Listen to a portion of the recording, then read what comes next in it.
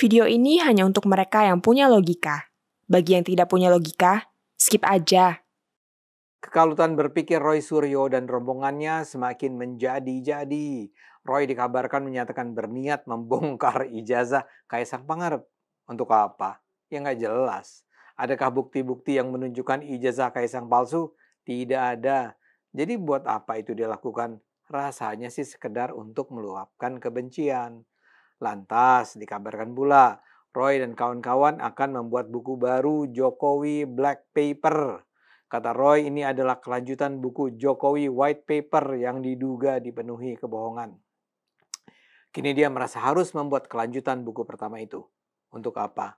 Nggak jelas. Sebagaimana tidak jelasnya buku pertama yang sekarang masih terus dia berusaha jual ke seluruh Indonesia. Buat saya, Roy Suryo dan kawan-kawan sedang menggali lubang kubur sendiri. Mereka kalut dan merasa harus melakukan apapun untuk menarik dukungan masyarakat. Tapi bukannya dukungan atau simpati yang mereka peroleh, yang terjadi adalah masyarakat sekarang menyaksikan langsung bahwa kubu Roy ini sudah kehilangan akal sehat, kalaulah mereka sebenarnya pernah memiliki akal sehat. Survei terakhir LSI yang dipublikasikan awal Agustus lalu sudah menunjukkan mayoritas masyarakat Indonesia tidak percaya ijazah Jokowi itu palsu. LSI menunjukkan 74,6% publik tidak percaya isu ijazah palsu Jokowi. Yang percaya hanya 12,2%. Jadi yang percaya hanya sekitar 1/6 dari yang tidak percaya. Sangat jauh perbedaannya. Tapi data itu tidak cukup kuat untuk membuat Roy dan kawan-kawan terus mengkampanyekan kebohongannya. Mereka terus dengan keras kepala berusaha menghancurkan Jokowi dan keluarga. Saya perlu sebut contoh lain. Pada 2 Oktober lalu, Roy hadir dalam aksi demonstrasi di depan gedung KPK Jakarta dengan tajuk "Tangkap dan Adili Jokowi". Dia bahkan berorasi dalam aksi tersebut. Dalam orasinya, dia menuntut Jokowi dan keluarganya diproses oleh KPK. Roy menyinggung soal dinasti politik Jokowi yang menurutnya merugikan bangsa.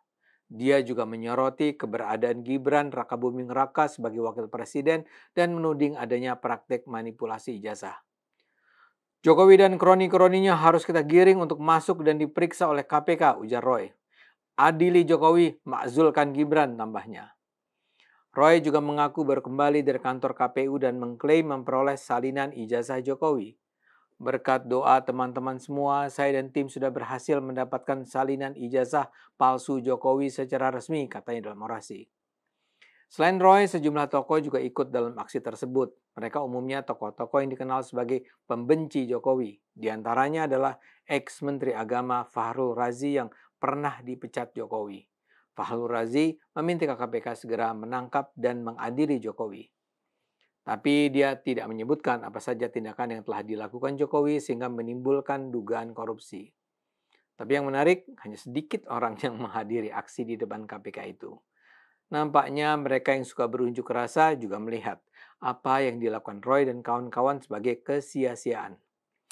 Sederhana sajalah, apa yang bisa dijadikan petunjuk bahwa Jokowi korupsi?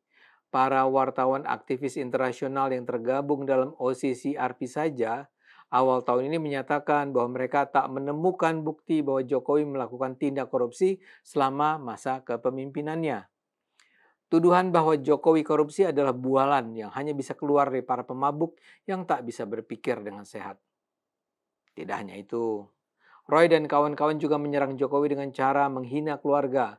Roy dan Tifa mendadak berziarah ke makam keluarga Jokowi di Solo. Tapi sebenarnya istilah berziarah terlalu berlebihan. Yang tepat mereka mengunjungi makam keluarga Jokowi untuk menghina Jokowi. Saat berada di makam, mereka mengklaim menemukan sesuatu hal yang janggal dan tidak lazim. Prosesi ziarah kubur itu diunggah dalam konten YouTube Refli Harun pada 7 Oktober lalu. Dikutip dalam tayangan video itu, mulanya Tifa mengklaim adanya informasi dari warga lokal yang menyebut bahwa mendiang Sujiatmi Noto Miharjo bukanlah ibu kandung Jokowi. Kemudian mereka mendatangi makam keluarga Jokowi untuk menggali keterangan dan melihat secara langsung kondisinya. Tifa menyuarakan kecurigaannya bahwa mendiang Sujiatmi bukanlah ibu kandung dari Jokowi. Menurutnya, ada warga Solo mengatakan kalau ibu Sujiatmi ini adalah ibu tiri dan ada pula yang menyebutnya sebagai ibu angkat Jokowi. Kemudian Tifa memberikan analisisnya terkait hal yang menurutnya tidak lazim. Tifa menyoroti tahun lahir Wijiatno Notomiharjo dan Jokowi. Menurutnya, jarak perbedaan usia mereka berdua hanya singkat, 19 tahun. Tapi kemudian dia membeberkan fakta yang membingungkan. Menurutnya Pak Wijiatno lahir tahun 40, sementara Jokowi lahir tahun 61. Kalau kita lihat angka-angka itu, kita menemukan selisih usia bapak dan anak adalah 21 tahun. Lantas kenapa dibilang 19 tahun ya? Dan yang lebih penting, Tifa mengatakan adalah tidak lazim kalau sang bapak yang baru berusia 19 tahun sudah memiliki putra. Kemudian Tifa juga menyoroti Ibu Sujiatmi yang lahir tahun 43 dan karena itu melahirkan Jokowi di usia 18 tahun. Kan mudah sekali kalau pada usia 18 tahun sudah melahirkan Jokowi, ujar Tifa. Dari apa yang diklaimnya janggal itu, Tifa berpendapat Jokowi mungkin memiliki ibu kandung lain. Kita bisa berhipotesis katanya bahwa ini bukan ibu kandung Jokowi, jadi ada ibu lagi. Ini sepenuhnya logika ngawur. Apa yang dilakukan Tifa dan Roy jelas lahir dari kebencian sudah di luar batas kewajaran. Dia dan kelompok dengan sadar dan sengaja menyeret-nyeret orang tua Jokowi yang sama sekali tidak relevan dengan isu ijazah Jokowi. Ini menunjukkan Roy dan kelompoknya sudah kehilangan akal sehat. Juga tindakan itu tidak sensitif terhadap budaya Jawa yang sangat menjunjung tinggi penghormatan kepada leluhur dan orang yang sudah meninggal dunia. Kalau memang jarak umur antara Jokowi dengan Ibu Sujiatmi relatif pendek, lantas apa masalahnya? Karena itulah wajar jika suara publik kemudian mengecam soal itu. Melahirkan umur 18 tahun tuh biasa banget, apalagi zaman dulu, komen salah seorang netizen. Nenek gua aja nikah umur 14, melahirkan umur 15, tulis yang lain. Wakil Ketua Umum DPP PSI Andi Budiman merespons kunjungan Roy dan kelompoknya itu ke makam keluarga Jokowi dengan pedas.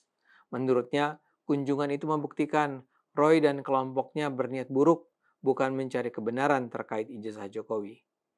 Niat buruk ditambah gila publikasi membuat pikiran sehat mereka hilang, kata Andi. Tidak tersisa lagi rasa hormat untuk para orang tua yang sudah mendahului.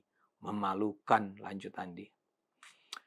Seperti saya katakan, Roy dan kawan-kawan sedang menggali lubang kubur mereka sendiri. Saya yakin tak banyak lagi waktu yang tersisa untuk mereka. Ayo gunakan akal sehat, karena hanya kalau kita gunakan akal sehat, Indonesia akan selamat.